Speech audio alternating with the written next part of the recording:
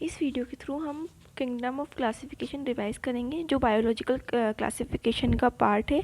ये हम इसी तरह हम सभी जो बायोलॉजिकल क्लासिफिकेशन है वो पूरा ही रिवाइज़ करेंगे। तो पार्ट फर्स्ट में हम किंगडम ऑफ क्लासिफिकेशन रिवाइज़ कर रहे हैं। इसके बाद हमारा कोई भी क्वेश्चन इससे गलत नहीं होगा, मतलब और याद भी हो जाएगा, और इस चैप्टर को हम धीरे धीरे करके पूरे ही लर्न कर लेंगे। ठीक है, तो स्टार्ट करते हैं क्लासिफिकेशन। सबसे पहले क्लासिफिकेशन की बात की एरिस्टोटल ने। एरिस्टोटल ने बताया कि जो क्लासिफिकेशन होता है उन्होंने मतलब दो बेसिस पे मतलब दो पार्ट में क्लासिफिकेशन किया। फर्स्ट प्लांट्स और एनिमल्स। ठीक है, नॉर्मली जो प्लांट्स को उन्होंने फर्दर डिवाइड किया हर्ब, शर्ब्स और ट्रीज़ में, और एनिमल्स को उन्होंने विद आरबीसी एनिमल्स और विदाउट आरबीसी एनिमल्स में डिवाइड किया। विद आरबीसी एनिमल्स को बोला इनेमा, और विदाउट आरबीसी जो एनिमल्स है उन्हें एनेमा बोला। ठीक है, उसके बाद टू किंगडम क्लासिफिकेशन आया, जो अरिस्टोटल ने नहीं दिया। टू किंगडम क्लासिफिकेशन दिया केरलस लीनियस ने। इसको हम ऐसे याद रख सकते हैं कि जो लीनियस है उन्होंने साइंटिफिक नेम भी दिए थे, तो वो भी उन्होंने मतलब टूल्स के आधार पर दिए थे ना। फर्स्ट जो था वो मतलब दो नेम होते साइंटिफिक नेम में भी। तो ऐसे ही हम टू किंगडम क्लासिफिकेशन को भी याद रख सकते हैं। टू किंगडम क्लासिफिकेशन किसने दिया? केरोलस लीनियस ने दिया। केरोलस लीनियस ने किस बेसिस पे दिया two kingdom classification? Presence and absence of cell wall. जिसमें सेल वॉल प्रेजेंट होगी उसको एक तरफ रखा, और जिसमें एब्सेंट होगी उसको दूसरी तरफ रखा। टू ही किंगडम है तो इसलिए टू किंगडम क्लासिफिकेशन उन्होंने दिया केरोलस लीनियस ने। तो जो टू किंगडम थे वो कौन कौन से थे? एक तो प्लांटे था, जिसके अंदर सेल वॉल प्रेजेंट थी, उनको प्लांटे में रख दिया, और जिसमें सेल वॉल एब्सेंट थी उनमें उनको एनिमेलिया में रख दिया। तो प्लांटे में कौन कौन आ जाएगा? फंजाई, फंजाई में सेल वॉल प्रेजेंट होती है। ठीक है, मोनेरा, बैक्टीरियाज जो होते हैं उनमें सेल वॉल प्रेजेंट होती है। ठीक है, ये भी इसमें आ जाएंगे, प्लांटे के अंदर रख दिया उन्होंने, है ना। एल्गे को उसमें रख दिया प्लांटे के अंदर, ब्रायोफाइट को और टेरिडोफाइट एक्सेट्रा को उन्होंने एक प्लांटे में रख दिया। एनिमेलिया के अंदर प्रोटोजोआ को एनिमेलिया में रख दिया। ठीक है, अमीबा को एनिमेलिया में रख दिया। Molluscs, insecta, birds, mammal etcetera जो भी सभी थे प्रोटोजोआ, इन सभी को इन्होंने एनिमेलिया में रखा।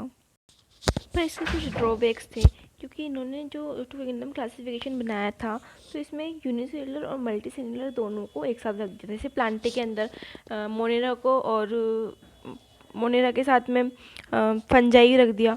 अब मोनेरा तो है बैक्टीरिया, मतलब बैक्टीरिया जो हैं वो तो यूनिसेलुलर है, और जो फंजाई है वो मल्टी सेलुलर है। ऐसे ही प्रोटोजोआ जो है वो यूनिसेलुलर है, और बाकी जो दूसरा है वो क्या है? मल्टी सेलुलर है। तो इसलिए, और प्रोकैरियोट्स को यूकैरियोट्स के साथ रख दिया, है ना। यूनिसेलुलर को मल्टी सेलुलर के साथ रख दिया। फर्स्ट ड्रॉबैक ये हो गया। सेकंड ड्रॉबैक, प्रोकैरियोट्स को यूकैरियोट्स के साथ रख दिया।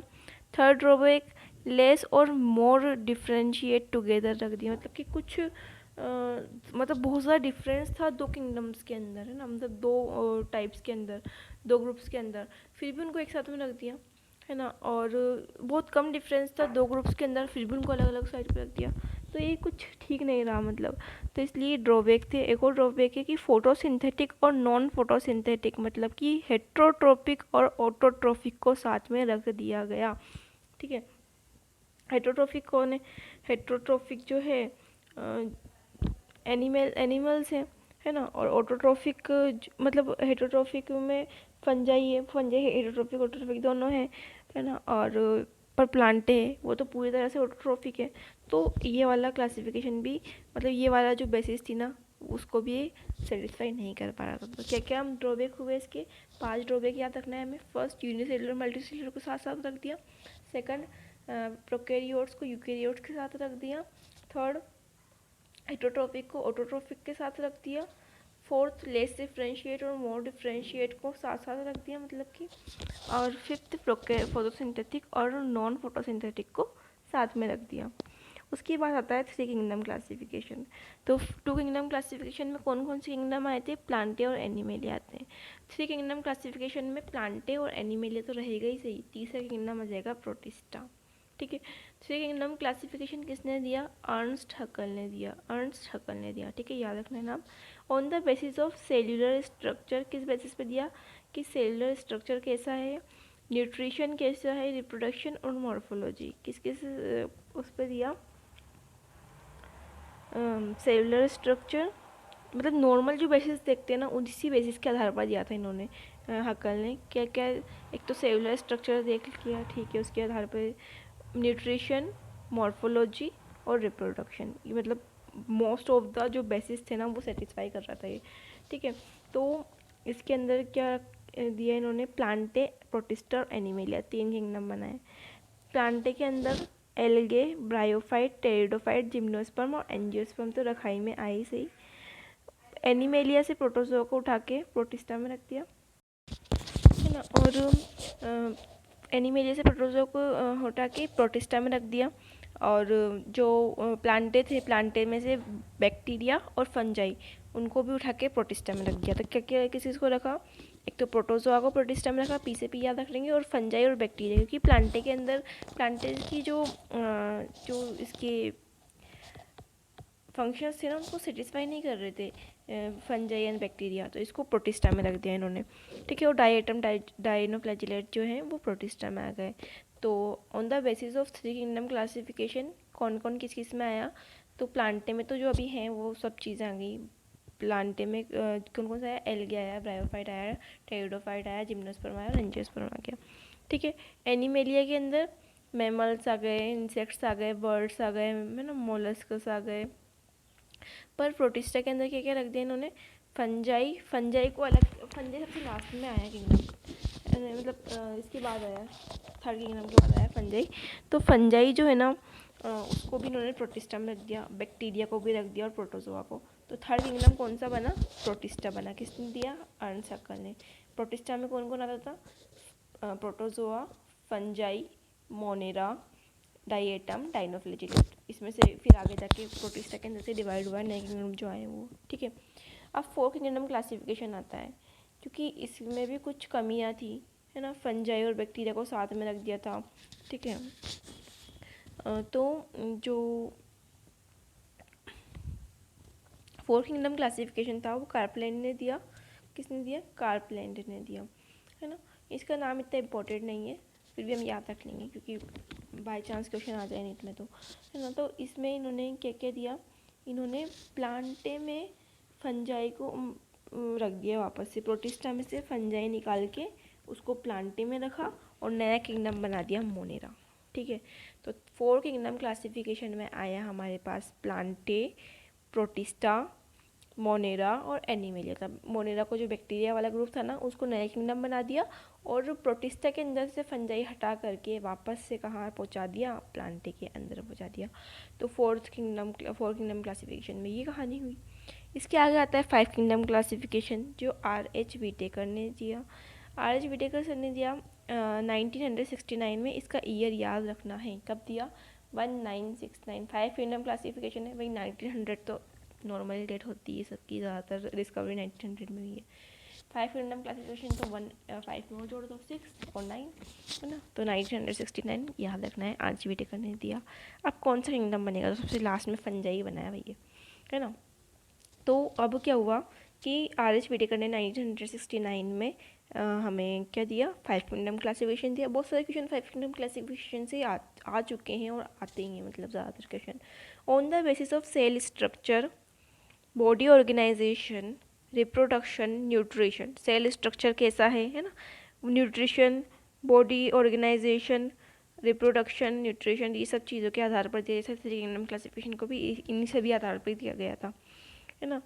और फाइलोजेनेटिक रिलेशनशिप नई चीज़ यहाँ पर आई है। फाइलोजेनेटिक रिलेशनशिप के आधार पर भी 5 किंगडम क्लासिफिकेशन को जो बेसिस जो था ना वो दिया गया, तो ये भी इंपॉर्टेंट है। तो 5 किंगडम क्लासिफिकेशन 3 किंगडम क्लासिफिकेशन की वजह से कैसा अलग है, क्योंकि इसमें फाइलोजेनेटिक रिलेशनशिप के आधार पर भी इनको बांटा गया है, ठीक है। तो 5 किंगडम कौन कौन से थे, Monera, protista, fungi, Plantae, animalia. नया किंगडम कौन सा बन गया, फंजाई, क्योंकि प्लांटे में से फंजाई को निकाल के अलग किंगडम बना दिया गया। प्रोटिस्टा के अंदर क्लेमाइडोमोनास और क्लोरेला आते हैं, ठीक है। कौन कौन आते हैं प्रोटिस्टा के अंदर, सीसी, क्लेमाइडोमोनास और क्लोरेला। भले ही हम उसको एनिमल किंगडम में एल्गे के अंदर पढ़ते हैं, पर ये प्लांट किंगडम में पढ़ रहे हैं, पर प्रोटिस्टा के एग्जांपल क्लेमाइडोमोनास और क्लोरेला है, ये याद रखना। तो नीट में अगर क्वेश्चन आएगा ना कि क्योंकि ये 2 जगह पर दिया हुआ है एनसीईआरटी में, है ना। एक जगह पर इसको हम पढ़ रहे हैं प्लांट किंगडम में भी और यहाँ पर भी पढ़ रहे हैं प्रोटिस्टा में, तो इसका आंसर क्या क्या लगाएंगे हम प्रोटिस्टा में। और अगर हमें प्रोटिस्टा क्वेश्चन में दिया हुआ नहीं है ऑप्शन में, तो फिर हम उसका आंसर लगा देंगे कौन सा, एल्गे लगा देंगे। एल्गे में भी कौन सी, ग्रीन एल्गे के अंदर आते हैं, ठीक है। तो एक बार सम अप कर लेते हैं। सबसे पहले एरिस्टोटल ने दिया प्लांटे और एनिमल, प्लांट्स और एनिमल्स दो पार्ट्स में बांटा, प्लांट्स को भी हर्बिवोरस ट्रीज में बांटा और एनिमल्स को बांटा आरबीसी और विदाउट आरबीसी, विदाउट आरबीसी और विदाउट आरबीसी। फिर टू किंगडम क्लासिफिकेशन आया जो केरोलस लीनियस दिया, इसमें उन्होंने प्लांटे और एनिमल को रखा। ये सेल वॉल की प्रेजेंस और एब्सेंस पे बेस्ड था, तो इसमें क्या होता है कि यूकेरियोट्स और प्रोकैरियोट्स साथ में आ गए, यूनिसेलुलर मल्टीसेलुलर साथ में आ गए, ऑटोट्रॉफिक हेटेरोट्रॉफिक साथ में आ गए, है ना। फिर थ्री किंगडम क्लासिफिकेशन आया इसके ड्रॉबैक को कम करने के लिए। हैकल ने दिया, इन्होंने बताया कि इन्होंने बेसिस रखा nutrition, cellular organisation, cellular structure, reproduction और मॉर्फोलॉजी। इन्होंने जो किंगडम बनाए वो कौन कौन से थे, प्लांटे, प्रोटिस्टा और एनिमेलिया, ठीक है। तो थर्ड किंगडम कौन सा आया, प्रोटिस्टा आया। प्रोटिस्टा के अंदर इन्होंने प्रोटोजोआ को रख दिया एनिमेलिया से निकालकर, और फंजाई और बैक्टीरिया को रख दिया प्लांटे से निकालकर, और डायटम डायनोफ्लेजेलेट तो रखे ही सही, ठीक है। फिर फोर्थ किंगडम क्लासिफिकेशन आते हैं जिसमें से प्रोटिस्टा में से मोनेरा को निकाल के अलग कर देते हैं, नया किंगडम बन जाता है मोनेरा, है ना। फोर्थ किंगडम बन जाता है मोनेरा। और जो प्रोटिस्टा के अंदर फंजाई को रखा था थ्री किंगडम क्लासिफिकेशन में, हक्कल ने उसमें को थ्री किंगडम क्लासिफिकेशन में रखा था, जो फंजाई को प्रोटिस्टा से निकालकर वापस प्लांटे में भेज दिया जाता है, ठीक है। बेचारा फंजाई इधर से उधर घूम ही रहा है ना। और ये फोर किंगडम क्लासिफिकेशन कार्पलेन ने दिया था। उसके बाद फाइव किंगडम क्लासिफिकेशन आता है, RH विटेकर सर ने दिया। ये सबसे ज़्यादा वो है ना, 1969 में सबसे ज़्यादा माना जाने वाला जो क्लासिफिकेशन है वो है 1969 में दिया गया RH विटेकर सर द्वारा, on the basis of cellular structure, body organisation, reproduction, nutrition और फाइलोजेनेटिक रिलेशनशिप, जो बहुत इंपॉर्टेंट पार्ट है इसका बेसिस का। तो इन्होंने फाइव किंगडम बना दिया, मतलब फंजाई को बेसिकली जगह मिल ही गई अलग किंगडम में अपनी। तो Monera, protista, fungi, Plantae, animalia. तो याद रखने की बात ये है कि जो प्रोटिस्टा है उसके एग्जाम्पल निकले माइडोमोनास और क्लोरेला, क्योंकि हम इसको प्लांटे में भी पढ़ते हैं तो मतलब वहाँ पर कन्फ्यूजन हो जाता है इसके क्वेश्चन आने का, तो इसको कहाँ में रखें। तो अभी अगर क्वेश्चन आएगा तो उसके हिसाब से आंसर टिक करेंगे हम, इसलिए माइडोमोनास और क्लोरेला। और सिक्स किंगडम क्लासिफिकेशन भी दिया कार्ल वोज ने, वैसे इससे ज़्यादा क्लियर नहीं आते फॉर द कंप्लीशन हम पढ़ लेते हैं इसको। ये इन्होंने ये किया, नॉर्मली जो बैक्टीरिया थे ना मोनेरा, उनको दो पार्ट में डिवाइड कर दिया, आर्की बैक्टीरिया और यू बैक्टीरिया। बेसिस क्या था, 16S rRNA के आधार पर इन्होंने बैक्टीरिया को दो पार्ट में डिवाइड कर दिया, आर्की बैक्टीरिया, यू बैक्टीरिया। तो मोनेरा को दो पार्ट में डिवाइड, अलग अलग दो मोनेरा को दो हिस्से बनाए, दो किंगडम बन गए, आर्की बैक्टीरिया, यू बैक्टीरिया। बाकी जो चार थे वो ऐसे कैसे रखेंगे, प्लांटे, एनिमेलिया, है ना, और मोनेरा, प्रोटिस्टा, फंजाई। फिर मोनेरा को तो कर ही दिया, तो प्रोटिस्टा, फंजाई, प्लांटे, एनिमेलिया चार, यू बैक्टीरिया, आर्की बैक्टीरिया दो थे, ठीक है। क्लासिफिकेशन और द बेसिक यूज़, मतलब कि पहले सबसे पहले जो शुरुआत में जो क्लासिफिकेशन किया गया था ना, पहले तो मतलब जब किसी साइंटिस्ट ने नहीं किया था तो लोगों ने इसे क्लासिफाई कर रखा था कि जो प्लांट्स वो होते हैं जो फूड देते हैं, एनिमल्स वो होते हैं जो मिल्क और डेयरी प्रोडक्ट्स देते हैं। ये पुराने समय का ऐसा माना जाता था क्लासिफिकेशन का, ठीक है। उसके बाद हमें NCERT में टेबल दी गई है, उसके बारे में बात करते हैं कि जो कैरेक्टर्स हैं Monera, protista, fungi, Plantae, animalia के। तो सेल टाइप क्या है मोनेरा का, प्रोकैरियोटिक है, और बाकी सब यूकैरियोटिक है। प्रोटिस्टा यूकैरियोटिक है, फंजाई यूकैरियोटिक है, प्लांटे यूकैरियोटिक है और एनिमेलिया यूकैरियोटिक है। मतलब कि सिर्फ मोनेरा प्रोकैरियोटिक है। सेल वॉल जो है वो प्रेजेंट है किसके अंदर, मोनेरा के अंदर प्रेजेंट है, किसकी बनी हुई है, पॉलीसेकेराइड्स की बनी हुई है, प्लस अमीनो एसिड की बनी हुई है ना। तो सेल वॉल मोनेरा में किसकी बनी होगी, पॉलीसेकेराइड प्लस अमीनो एसिड की। प्रोटिस्टा में किसी में सेल वॉल होगी, किसी में नहीं होगी। फंजाई में काइटिन की बनी हुई होगी, प्लांटे में सेलुलोज की बनी हुई होगी, एनिमेलिया में एब्सेंट होगी। न्यूक्लियर मेम्ब्रेन की बात करें तो न्यूक्लियर मेम्ब्रेन मोनेरा में होती ही नहीं है, क्योंकि न्यूक्लियर मेम्ब्रेन नहीं है, अभी तो प्रोकैरियोटिक है। प्रोटिस्टा में है, फंजाई में है, प्लांटे में है और एनिमेलिया में भी है। बॉडी ऑर्गेनाइजेशन की बात करें तो मोनेरा जो है वो सेलुलर बॉडी ऑर्गेनाइजेशन है, क्योंकि यूनिसेलुलर है। प्रोटिस्टा भी यूनिसेलुलर है, तो ये उनकी भी सेलुलर ऑर्गेनाइजेशन है, body organisation.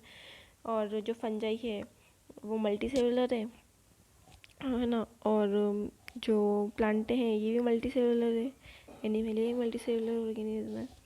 Mode of nutrition की बात करें तो जो मोनेरा है वो 6 टाइप के मोड ऑफ न्यूट्रिशन लेके घूमता है। Chemo autotrophic, photo autotrophic, autotrophic, heterotrophic, saprophytic, parasitic, इन सब के बारे में हम अगले आने वाले वीडियो में जो मोनेरा के ऊपर ही बेस्ड होगा वो अच्छे से बात करेंगे। ठीक है, उसके बाद प्रोटिस्टा की बात करें तो फोटोसिंथेटिक और हेटरोट्रॉफिक। फंजाई हेटरोट्रॉफिक, ये फंजाई दिख ही रहा है हमें, फंजाई तो भैया ऐसे होते हैं, हेटरोट्रॉफिक न्यूट्रिशन वाले होते हैं।